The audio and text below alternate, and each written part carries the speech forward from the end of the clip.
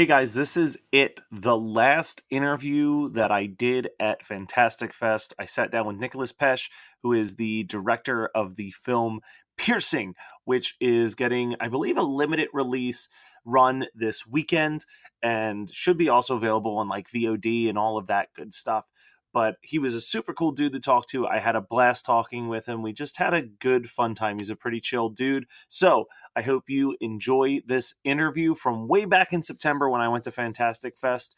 And in the meantime, here's hoping that I get to return next September, because that was probably one of the best weekends of my life. So if you are in the Austin area, stay tuned. Maybe I will be in your area again very soon. And by very soon, I mean in 7 months. But whatever. Stay tuned. Bye. Perfect. Just press that. That sounds terrible. So I'm just gonna hey, everybody at Horror Movie Night. I'm sitting here with Nick Pesce. I get it? Yep. All right. The director of Piercing. So usually when I do these, I try to give you guys a rough approximation, like, oh, if you're a fan of this, then you're... I can't do it for this one. I have never seen a movie like this in my 33 years of watching movies. Good. So, what was the inspiration for this? I think as with my previous film as well, you can tell from watching the movie that I'm a movie buff, and I think that the inspirations for this, it's very much an Italian 70s giallo movie, the sort of like psychosexual thrillers that like Argento was making in the 70s. But there's also a lot of like Jacques Tati and Peter Sellers, and then a little Hitchcock, and then Chan-wook Park and Bong Joon-ho, and kind of that weird sense of humor that a lot of the Korean genre movies have.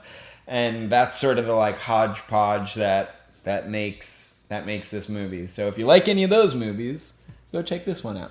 Well, because it's definitely one of those movies where every time you think you know where it's going, it goes in a different direction. Yeah. And I think that that's really cool, because there was like 3 or 4 different times where I'm like, okay, I know where this is going. And then I was wrong. Did you, when you were writing it, was there this active decision to kind of be like, okay, if I think as a viewer I would predict this, then I have to change it when you were writing it? Well, the movie's based on a book, and part of the beauty of the book is the story establishes itself like a classic psychosexual thriller. Here's a guy who wants to do harm to a woman, and he's either gonna have sex with her or do really bad things to her. And I think the beauty of this story is that it sets up that that's the movie, and it does none of that. And it threatens sex and violence the whole time, and you never get any. And I think that finding those turns and unexpected ways of dealing with the genre was a lot of fun for me, and really playing with both like gender role expectations, but just genre expectations, and really making use of the fact that audiences think, audiences want to be ahead of the film. Yeah. They want to be ahead of the filmmaker and be able to say like, I saw that coming. And to kind of lean into that and give you clues to make you feel like, oh yeah, I know what's going to happen. And then do something totally different. It's kind of fun to be like, nope, you were wrong. I watched this morning at 8 in the morning. Do you know how much of a wake up this movie is at 8 in the morning? Great. So what's the plan? I know that we have a December 7th release date. We're going to be dropping this maybe 2 days before then. Cool. Where can people go to actually see the movie, though? It is coming out in select cities and theaters, so like New York, LA, Chicago, and a couple other cities. And it will also be on demand on iTunes and stuff, so you'll be able to see it there. Very, very cool. Now, I'm sure you're not totally familiar with a Small Potatoes podcast like Horror Movie Night, but one of our bigger focuses is talking about the So Bad It's Good films that we all loved as kids. This is not a So Bad It's Good movie. It's just a good movie. But we all have a secret. What's your secret, like, So Bad It's Good film that you love? Oh, there's so many. I mean, trying trying to think of like something that's like awful for you. I mean, like, as a kid, I got a real kick out of Killer Clowns from Outer Space. I feel like everyone of like our age group was that movie that you called on TV and was like, what is, you can make movies like this? Santa Claus versus the Martians too. Attack of the Killer Tomatoes, like that sort of really grindhousey, like, let's just smash two ideas together and Santa Claus is gonna fight Martians. And I used to get the DVDs in the supermarket and they would come with like 3 terrible movies on them and it would be like $5 and the movies are awful, but there's such a charm to them. You know, a lot of the sci-fi stuff of like the 50s and 60s too, like Invaders from Mars, you can literally see zippers on the back of the aliens' costumes. But there was like a charm and a magic to watching like people trying to upend genre, trying to do something that's like crazier than the last thing you saw. And I think I've actually taken a lot of inspiration from a lot of movies that I would say are probably so bad that they're good. I was going to say that there is an element of that with Piercing, as it's a very good movie, but it has that very like renegade filmmaker in the 70s vibe to it the whole time. I love camp. I really do love camp, and I think that figuring out how to play camp tastefully, you know, Piercing has a lot of stuff that like we tried to make our sets look fake. We used miniatures for the exteriors. It's literally toy cars driving on the streets. It's like, you know, we went out of our way to do clunky things that you wouldn't do in film anymore. The car driving stuff is all rear screen projection.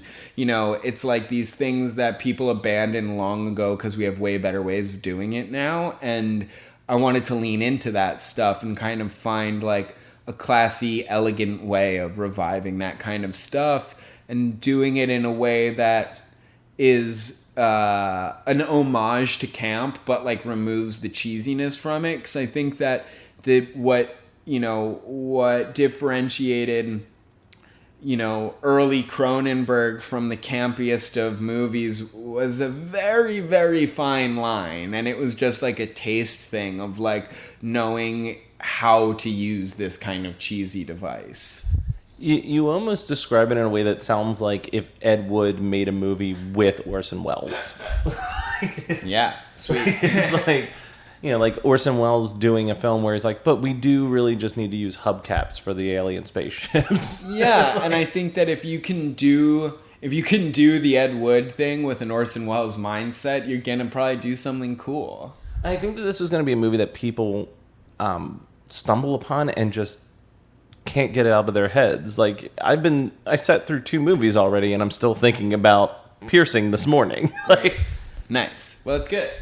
So, if there's any piece of advice you can give to any of the listeners of the show that are creators, directors, writers, whatever, it's a very discouraging thing to do at the end of the day. Most of the time, it's a lot of failure. It's a lot of people telling you that you're not going to succeed, things aren't going to work out. What's one inspirational piece of advice you could give to any of those people? I think don't ask for permission and don't wait to be given permission to make a movie. I think a lot of people, myself included, kind of spend a lot of time thinking like, well, I'm not ready, or like, if I could just do this, and this, I would be in a position where I could ask for this. And it's like, no one's gonna let you make a movie unless you just decide to make a movie. And I think the best piece of advice I could give, which is what I did, was you just start the train going, and you start, you know, you make it so that you have to make this movie. And whether people want to join you or not, great, but you're going to make this movie no matter what. And if you pursue that, you'll probably get a movie made. And, you know, whether it's good or not is on you. But I think, like, not waiting for permission to make a movie and just deciding I want to do it and going and doing it. And my first movie cost very, very little money, and I think that people think like, oh, I need $1 million to make a movie, and you totally don't. Ty West's first movie cost $50,000 that he put on credit cards, and like it's easier to get to the point. Making a movie is not easy, but getting to make a movie is easier than people think it is. Not easy, but I think that people imagine gatekeepers that aren't there. Well, thank you so much, Nick. The movie is Piercing. It's coming out on December 7th. Check it on demand if you're not in any of those major cities. And thanks again, Nick. Thank you. Just a very inspirational guy right here. Thanks.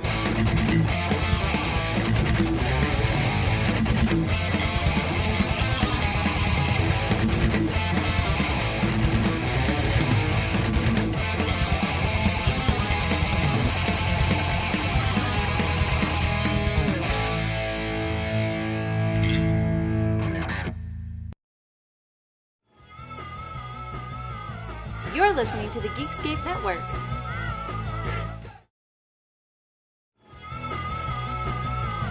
You're listening to the Geekscape Network.